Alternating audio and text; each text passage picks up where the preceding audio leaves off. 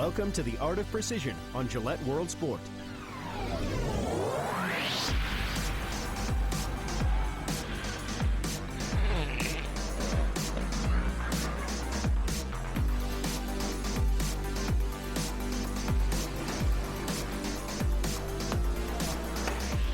Coming up today, we're breaking down the art of hockey with England's national squad. Aiming for Commonwealth Games glory with shot putter Tomas Walsh. And diving in for a lesson in freestyle swimming. The marginal gains are getting more and more marginal these days as I get older.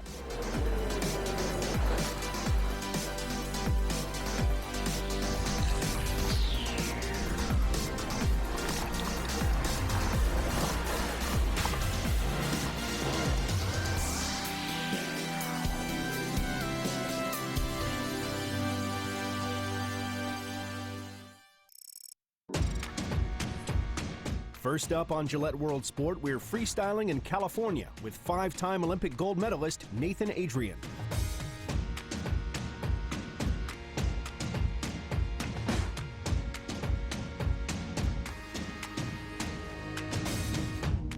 My name is Nathan Adrian. I am an Olympic swimmer. I have been to the 2008, 2012, and 2016 games, and currently we're training with Tokyo 2020 in mind.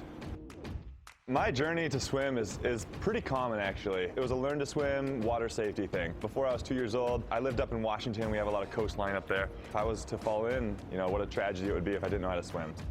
I am a sprint freestyler. In Rio, I swam the 50 and 100 freestyle. And when you swim the 100 freestyle, that means that you get to compete in the 4x100 freestyle and the 4x100 medley relay as well. Swimming is ultimately a balance between power and efficiency, and the 100 is the ultimate balance of that for me. The 50 is short enough that it's power. Power, power, power. The 100, it lasts about 47 seconds, so that's plenty of time to get really tired. So that's where we really have to balance speed and power on that first 50 and then have enough energy to get home, fast enough to try to win.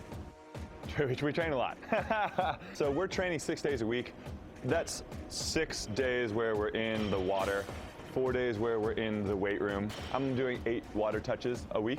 And honestly, that's a little less than what I used to. I'm just kind of getting a little older, so my needs are just a little bit different than what some of the younger guys can do. What you got, bro? Did you bring your A game? All right, yeah. all right. Okay. Oh, that was pretty good. Each pool session has a different goal. And I think that's probably one of the most important things and one of the most important lessons that I learned throughout my swim career. What we do all year long is to prepare yourself so that when you're on that block, you don't have to think. You test where you're at, and then you figure out how to get better. And then you test where you're at, and then you figure out how to get better. And then hopefully by the end of the season, you're popping off the best time. I think there used to be the ideal physique for swimming, but I think that, the most important thing is to find what kind of physique works best for you. Because I can blow up to about 240, 250 pounds in the weight room, but I know in here, I'm going to be sinking in the pool. The marginal gains are getting more and more marginal these days as I get older. When you were younger, man, you could just go get after it each and every day, and you'd recover the next day and feel great, and you could do it all over again. These days, you gotta be really specific and communicate. I really can't stress enough how important it is for my weights coach Joel to communicate with Dave and for everything to come together in the right way so I can swim fast. Nathan as an athlete is very unique. He has maintained a level of excellence in sprint freestyle, which is very hard to do over the course of the last 10 years. I think that self-motivation causes him to push himself to be the best athlete that he can be. He's taken upon himself to have conversation with me to change how he races or to change how he trains. And I think there's motivation in that to see if those results are going to be different. And if they're different good, then we proceed forward. If we're not quite getting the results, then we pause and say, okay, we put that on the scrap heap and says that's not going to work, and we'll change what we're doing for them. I mean, when you hit the wall, you hit the wall. For me, there's only so much I can do to push through it these days. So we're really careful that we dance on that razor thin edge, making sure that we're training as hard and as fast as my body will possibly let me go without just falling off that cliff, because it takes days of recovery to try to get back up to where we need to go. There's just this constant balance between training and overtraining. If you were to try to grind it out too much, you're just going to ultimately be slower. My Olympic experiences they've been incredible, and they have been totally different. I've been to 3 Olympics.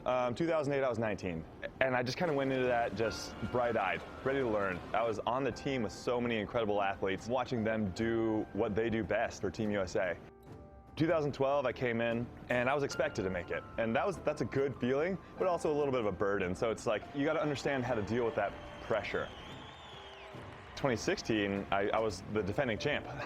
So, you talk about pressure, I was just thankful that I kind of had those experiences that I had before me to be able to kind of block that out, right? Block out what the media is saying, block out what anybody but, myself and my coaches were saying, so that I could ultimately prepare to go as fast as I can go. More, come on. Do it for Team USA. Team USA just has a really strong legacy behind it. It doesn't start and end with Michael. He certainly contributed to it. He's the greatest Olympian of all time, but, I'm sure when he made it for that first time in 2000, he was kind of like, wow, this is a really, really cool thing to be a part of. I want to build on it. Representing the United States of America, Michael Phelps. I really hope that every athlete that ever makes Team USA feels that way. This has truly been a dream come true. So for Tokyo 2020, it's probably going to be my last go-around. So I'm really looking to, A, try to do well. Of course, we're going to go there and we're going to try to get as many medals for Team USA as possible. But B, I think really enjoy this last go-around.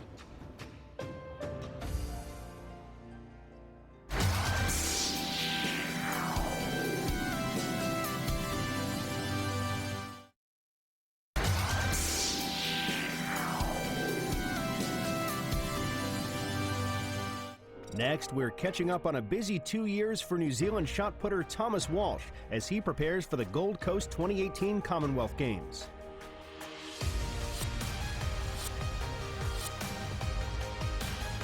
Having represented his country since 2009, in March 2016, Tomas Walsh won his first major title at the World Indoor Championships in Portland, Oregon. We went over there and that was the one thing I wanted to do, we went over there to purely win it, and that was all, To go to a place and to do exactly what we wanted to do, I couldn't ask for much more. So I really thought that was a great start to the year, and I thought, from there on out, the year was just going to keep building, and it did. With that success under his belt, the then 24-year-old didn't have long to wait for another attempt at a gold medal, as just a couple of months later, he traveled to Rio for the Olympic Games. The Rio experience was awesome. I went there firmly believing that I was a gold medal hope.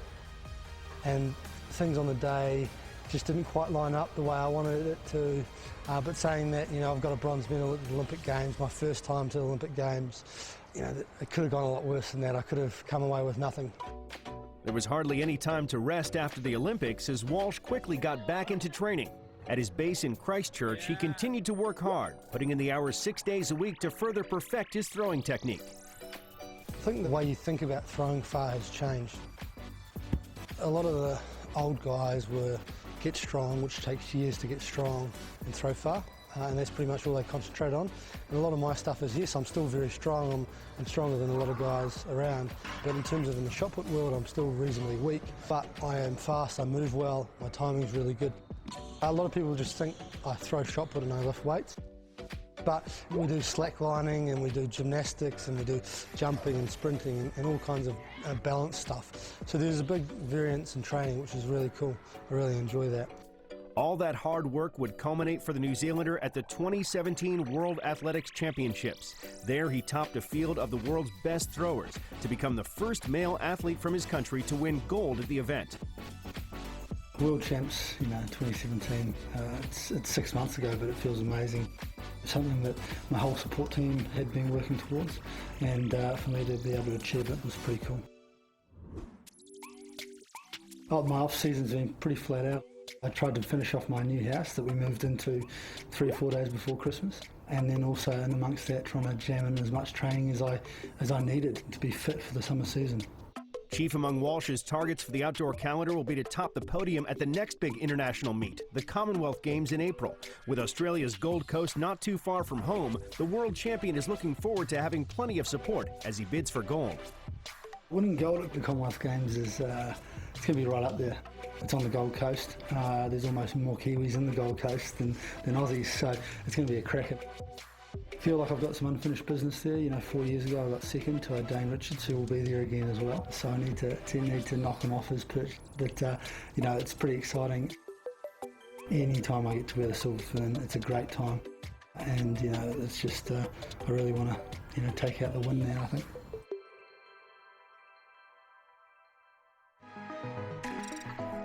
Next up, we break down the role of a co-driver with 2017 Rally Wales champions Elvin Evans and Dan Barrett. Fish 4 left sharp round Bale. Open 4 right minus 40. Flat left, back over 70 King Can jump. Yes! Yes! Well done, Elvin. Co-driver is Dan Barrett. We've been working together now since 2013, and obviously we have a really good relationship both in and out the car. The relationship gets stronger each year that you spend co-driving and driving for each other. It's just one of those things. It's very much teamwork between the both of us, and you get to know the other person inside out really, and it's just a case of building the confidence over the years to hopefully get a good partnership together. There are very few professional co-drivers in the UK, so it's a profession, it's a massive skill. And you know, whilst the friendship side of it I think is important and very valuable to be successful, it's as much of a professional relationship as it is a friendship. What happens is 2 or 3 days before each rally we go to round all the actual special stages, and Elvin would dictate the pace notes to me and then I would write them down just in like a shorthand format, and then we would go over the stage again and I would read those back to Elvin and we make any corrections, and then the next time we see the notes is actually on the stage when we're going fast. There's a few different types of pace notes, but basically the idea is that the code will describe the road, and we try to put as much information in with as least words as possible. So it will describe more than often distance of the straight leading up to a corner, and then he will describe the corner, so the severity. Maybe it's late, maybe it tightens, it might open, it might be a stone on the inside that you can't cut. And all this information he'll have to read out to me at the time for me to process and then drive the car at the fastest speed possible around what he's just said. Caution, take forward, immediate. There's a lot of experience that comes into rallying, and a lot of the communication and the pace note delivery comes over time. It just takes time initially when you first start something on a new project. It takes a little bit of time to get used to it, but we spend so many days working with each other during the year that, you know, once you've done 1 year, you're kind of into the rhythm then for the future. With opportunity to be in the car so limited, most of our development of the pace note system and the work we do together is sort of ongoing during an event. So the longer you've been together, the less that you tend to change. But we're always looking for little improvements and ways to make things better, and we'll just make note of them during an event and maybe discuss them after the event and try to put them into practice during the next event. I misheard that note. I thought I had a flat left before it. Okay. We're all human, we all make mistakes from time to time, and we all know in motorsport mistakes can happen on both sides of the car. So we both understand the risk, we both work very hard, and you know, it's very rarely, to be honest, that the relationship is strained. Of course, there are moments, let's say, that, you know, aren't always easy when the pressure is on, but we all know that we're working towards the same goal, and with that in mind, you know, we have a pretty good relationship.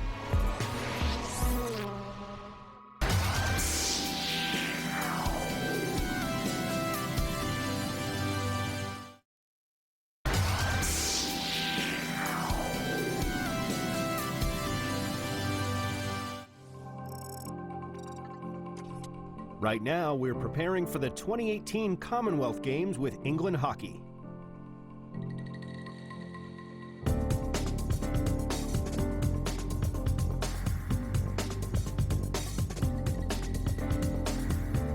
My route into hockey was pretty simple. Both my parents played. My dad showed me the Olympics when I was around 8, 9 years old, and ever since then I had this dream of playing in the Olympics, and hockey seemed like the best option to make that dream come true. I actually started playing at my local club, happened to be quite good at it and really enjoyed it, progressed quite quickly. My sister played, she went along that route too, and yeah, we both ended up in the international setup, which has been great. Normally it's the first 2 years of an Olympic cycle, it's within your home nations, and then as it gets closer to Tokyo, there's going to be a lot more GB trips to make sure that we're actually picking the right squad for Tokyo when it comes around. We train as Great Britain as a full-time centralised programme. Within that, the whole of England team are in that programme. Obviously, in the last couple of weeks, we've split into home nations to prepare for the Commonwealth Games, and that's why we're here as England today. We're just looking to improve things all the time, and in elite sport you're always looking to tweak and find there's a little bit of extra that's going to make a difference, because obviously the margins are so tight. For the team I play midfielder. I used to play as a forward, but now I'm an attacking midfielder. Every player on the team can offer something different, but my role in the team is a bit of a creator. I like to beat players and make chances and really bring the rest of the team into the game. You kind of have to be doing a bit of everything. You need to be able to take the ball under pressure, get the play moving forwards, and then unfortunately have to defend as well. So a lot of running back and pretty hard work. We train here at Bisham Abbey 5 days a week. That combines 5 pitch sessions normally and 2 gym sessions. It's all a bit of a mixture of technical work, some tactical work, different drills and a lot of gameplay. I think, especially since London 2012, you've seen a massive shot up in participation rates, and therefore there's generated more interest. I experienced it as a spectator. I went and watched the hockey as like a 19, 20-year-old, hoping that would one day be me, and luckily enough, I made it. But watching it with 15,000 other people, I think really generated such a huge interest in the sport. The first real hit I got of hockey's kind of popularity, I guess, was at London. I've never played in front of a crowd like that, behind you and loud, and that was an unbelievable experience. To be honest, don't actually have the best memories of Rio. We had certain hopes and expectations of medaling, and we fell short of that. So you don't go to Olympics to have a cool experience, even though it is an amazing city and they put on a fantastic games. Certainly with the girls' success at Rio, winning gold, to be there and support them and see the kind of impact that's had on the youngsters who play hockey now, I think that's been brilliant, and it's only going to go from strength to strength. Well, there's been a lot more profile. Obviously it's directed predominantly towards them, but we quite like that because we can go under the radar a bit. But it's great for our sport, and we're absolutely delighted, and it's nice. We just want to continue that and play our part and continuing to grow the sport. When we started the new cycle post-Rio, there was a lot of meetings and chat between the coaches and players as to how we could go about leadership strategies and what's the best way to do it. And we really wanted to develop a bit of a flat hierarchy where everyone gets their own say, and we thought that 3 captains would work best for that. So everyone voted for 3 captains, then me, George and Ian. They're actually 3 very different characters. I think they complement each other nicely. I think it's worked really well. We have a really good team dynamic. There's a good culture within the squad. I think it just gives everyone a bit more accountability, responsibility is a bit more shared.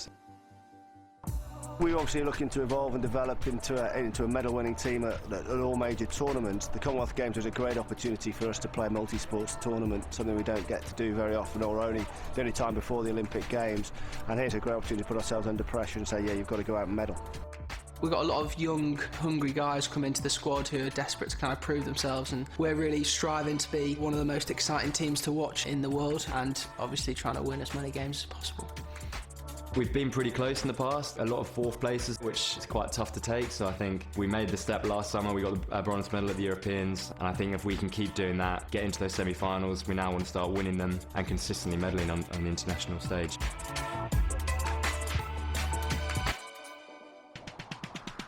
Now we'll look at how other Commonwealth hopefuls have been preparing for the Games. With world record holder Wade Van Niekerk injured, the 400 meters could come down to a battle between Stephen Gardner of the Bahamas and Botswana's Isaac Makwala, who kept in shape with this water workout. Being by the pool didn't stop gymnast Max Whitlock from working on his pommel horse routine. Whilst diving world champion Tom Daly took an unorthodox approach to his strength training with the help of 2 friends. South Africa will be favorites in rugby sevens, and on this evidence, wing Roscoe Speckman will be a tough man to catch. 2-time Olympic 800-meter king David Rudisha took time away from the track to work on his basketball skills. And finally, among the contenders for 100-meter gold will be Andre de Grasse of Canada and Jamaica's Johan Blake, who had an old friend drop in on training in January. Experience. No, demonstrate it. Demonstrate it to me.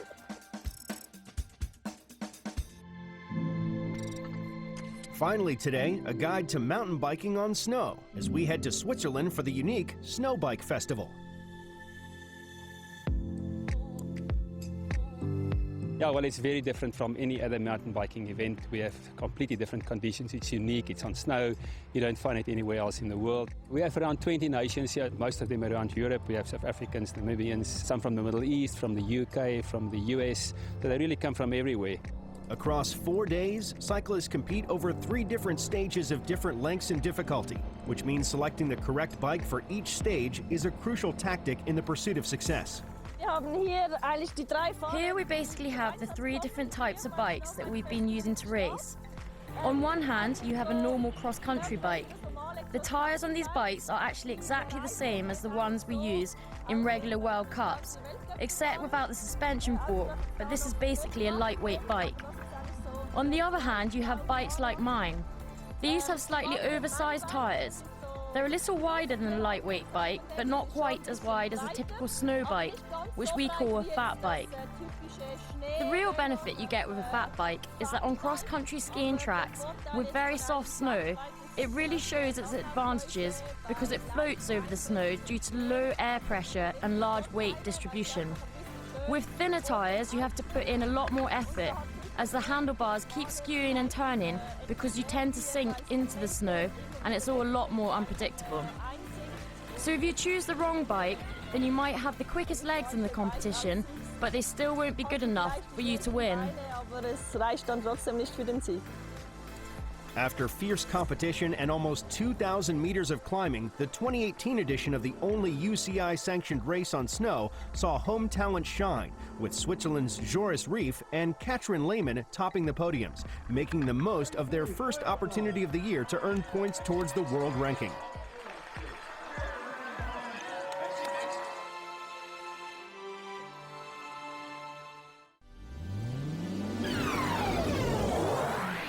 Next time, we're mastering the 110-meter hurdles with Spain's Orlando Ortega, heading on a bouldering adventure with competition climber Romain Desgrange, and breaking down the tennis serve with one of the game's top coaches. In the meantime, if you can't wait until then, follow World Sport on YouTube, Twitter, Facebook, and Instagram.